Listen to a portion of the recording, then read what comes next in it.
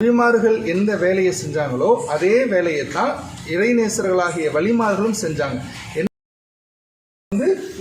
அல்லாஹ் பொதுவாகவே நபிமார்கள் அல்லாஹ் தன்னுடைய குவத்தை வெளிப்படுத்துறா. அந்த குவத்தை நபிமார்கள் மூலமா வெளிப்படுத்தினா அதை முஅஜிஸாத்துன்னு சொல்றோம். இறைநேசர்கள் மூலமா வெளிப்படுத்தும் போது அதை கராமத்துன்னு சொல்றோம். அப்ப சமீப காலங்களில் ஒரு சிலர் தர்காக்களில் போனால் அவங்க வணங்குறாங்க, தர்காக்களில் போனால் அவங்க இபாதத் செய்கிறாங்க அப்படின்ற தவறான ஒரு கண்ணோட்டத்தை, ஒரு சித்தாந்தத்தை சமூகத்தில் விதைச்சிருக்கிறாங்க. பள்ளிவாசல் இருக்கும். பள்ளிவாசல் என்பது அல்லாஹுக்கு வணங்குறதுக்கு, தர்காக்கள் என்பது அவங்களுக்கு இறைநேசர்களுக்கு மரியாதை செய்கிறது. வணக்கம் என்பது வேறு, மரியாதை என்பது வேறு. இந்த ரெண்டுக்குமான அந்த புரிதல் இல்லாமல் போட்டு அந்த குழப்பறதுனால தான் இவ்வளவு சிக்கல் வந்தது.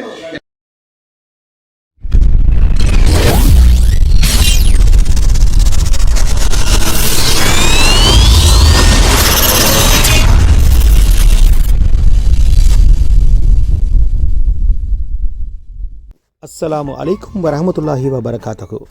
கண்ணியமிக்க சூஃபி டிவி நேயர்களே, இன்று நாம் ஜியாரத் செய்ய வந்திருக்கக்கூடிய இறைநேச பெருந்தகையினுடைய தர்கா ஷெரீஃபானது மிக பழமையானது, வரலாற்று பூர்வமானது, சரித்திர முக்கியத்துவம் வாய்ந்தது. இந்த தர்கா ஷெரீஃபானது சென்னை கடற்கரை சாலையில் அமைந்திருக்கக்கூடிய கல்மண்டபம் பகுதியில் அடக்கமாகிருக்கக்கூடிய ஒரு பழமையான இறைநேச பெருந்தகையினுடைய வாழ்வியல் வரலாறுகளை தான் பார்க்க இருக்கிறோம்.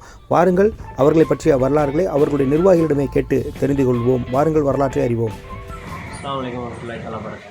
சூஃபி டிவி அனைவருக்கும் சலாத்து தெரிவித்துக்கிறோம். நம்ம இப்போ எங்கே வந்திருக்கோன்னா ஹஜ்ரத் ஷேக் சுலைமான் ஷாஹித் காதிரி அவங்களோட தர்பாருக்கு வந்திருக்கோம். அவங்கள பற்றி நம்ம இந்த நிர்வாகிகள்கிட்ட கொஞ்சம் கேட்டு தெரிஞ்சுக்கோம். சொல்லுங்கள் சார், இவங்க எத்தனை வருஷம் ஆகுது?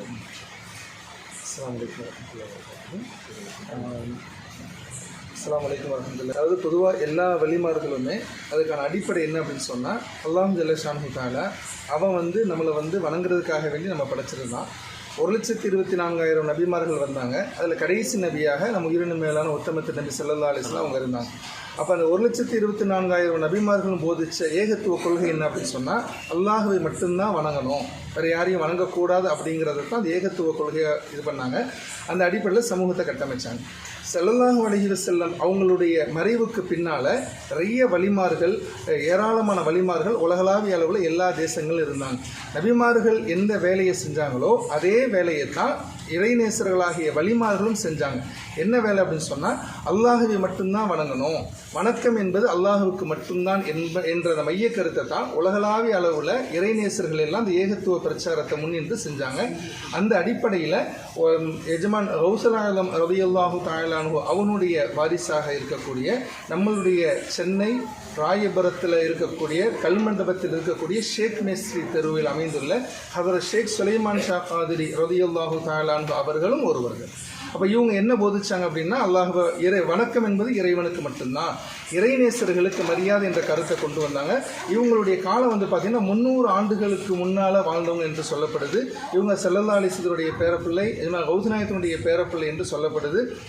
அது மட்டும் இல்லாமல் இங்கே இருக்கக்கூடிய ராயபுரத்தில் இருக்கக்கூடிய நிறைய தர்காக்களில் ஷேக் சுலைமான் ஷா காதிரி ரலியல்லாஹு அன்ஹு தர்கா அப்படிங்கிறது ரொம்ப ஃபேமஸான ஒரு தர்கா.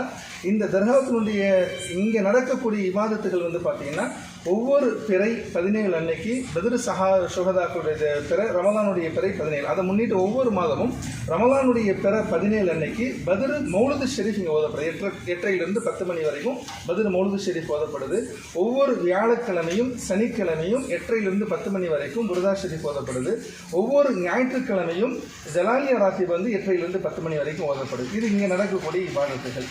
அதே மாதிரி இந்த ஷேக் சுலைமான் ஷா காதிரி ரலியல்லாஹு அன்ஹுடைய தர்கா இங்கே இருக்கக்கூடிய இடம் பார்த்திங்கன்னா, நம்ம தமிழ்நாட்டில் இருக்கக்கூடிய சென்னையில் ராயபுரத்தில் ராயபுரத்தில் கல்மண்டபத்தில் ஷேக் மேஸ்ரி தெருவுடைய கல்மண்டபம் ஷாஃபியா பள்ளிவாசல் இருக்குது. இந்த கல்மண்டபம் ஷாஃபியா பள்ளிவாசல் கடைசி வந்தோம் அப்படின்னு சொன்னால் நம்மளுடைய எஜமானுடைய தர்பாரை பார்த்துக்கலாம்.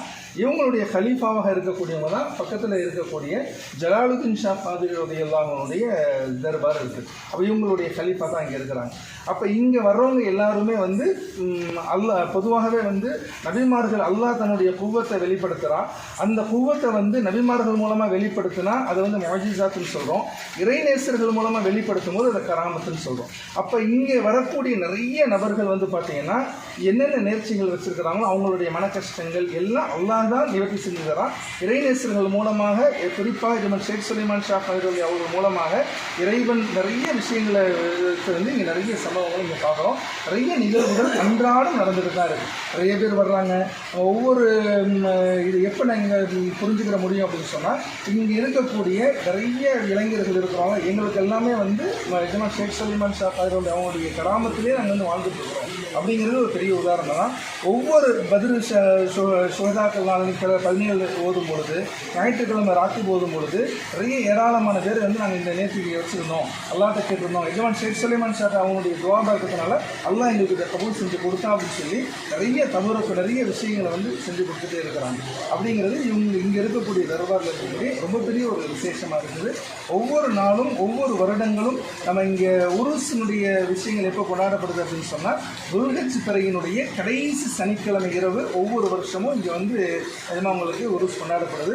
ஒவ்வொரு உருசிலும் அல்லாஹ்வுடைய கிருபையில் மழை வந்து எந்த காலமாக இருந்தாலும் ஒவ்வொரு உருசிலும் மழை வருது அப்படிங்கிறது இவ்வளவு காலத்தினுடைய அல்லாஹ்வுடைய அமைப்பாக இருக்குது. ரொம்ப விசேஷமான ஒரு தர்காரம். இங்கே வந்து ஒரு எத்தனை வருஷமாக இப்போ இது வந்து பல ஆண்டுகளாக இங்கே இருக்குது. இப்போ வந்து இப்போ புதுசாக வந்து இப்போ 3 ஆண்டுகளாக இப்போ நிர்வாக கமிட்டி போட்டிருக்கிறாங்க. இப்போ அந்த நிர்வாக கமிட்டி வந்து இப்போ 3 ஆண்டுகளாக வந்து இப்போ வந்து செஞ்சுருக்கிறாங்க. இப்போ நீங்கள் இங்கே வந்து நீங்கள் கண்கூட பார்த்த கிராமத்துகள் ஏதாச்சும் நடந்திருக்கா? இப்போ இந்த நிர்வாகம் வந்ததுக்கு பின்னால் நிர்வாகம் வந்ததுக்கு பின்னால் முன்னால் வந்து பார்த்திங்கன்னா தர்காவுடைய கட்டமைப்பு இவ்வளோ தான் இருக்கும். இப்போ இந்த இதெல்லாம் எதுவுமே இல்லை. இப்போ இந்த 3 ஆண்டுகளில் இவ்வளோ பெரிய ஒரு பிரம்மாண்டமான ஒரு அமைப்பில் இவ்வளோ தூரம் உருவாக்குனதே வந்து இவங்களுடைய மிகப்பெரிய ஒரு கராமத்தை நடக்கும். வெறும் 3 மாதத்தில் இது வந்து இவ்வளோ பெரிய ஒரு விஷயம் நடந்தது.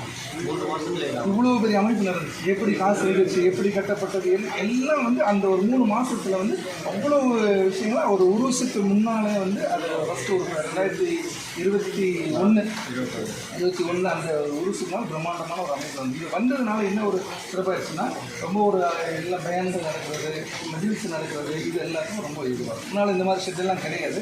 கம்மியான அளவு தான் இருக்கும். மழை பெய்ஞ்சு எல்லாருமே கஷ்டமாக இருக்கும். இப்போ இது அமைப்பு வந்து ரொம்ப பிரம்மாண்டமான ஒரு அமைப்பு.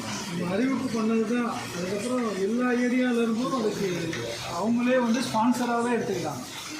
அது வந்து அவங்களுடைய கராமத்து எங்கெந்தெல்லாமோ ட்ரிப்ளிகேனு, புளியந்தோப்புலேருந்துலாம் வந்து ஒரு சிலவங்க வந்து நாங்கள் வந்து இதுக்கு கட்டுறதுக்கு நாங்கள் சீட்டு வாங்கி தரோம் அப்படின்னா, நீங்கள் எப்படி புளியந்தோப்புலேருந்து உங்களுக்கு எப்படி இந்த தர்காவை தெரியும் அப்படின்னா, நீங்களாம் சின்ன வயசாக இருப்பீங்கப்பா. எங்கள் அப்பா எங்கள் தாத்தா காலத்துலேருந்து நாங்கள் இந்த தர்காவுக்கு வரோம், எங்களை வச்சு தான் நாங்கள் வந்து இவங்களை வச்சு தான் வந்து வாழ்ந்தோம் அப்படின்னு சொல்லி நிறைய பேர் வந்து அந்த மாதிரி ஸ்பான்சர் நம்ம கண்ணுக்கு முன்னாடியே நிறைய தராமல்.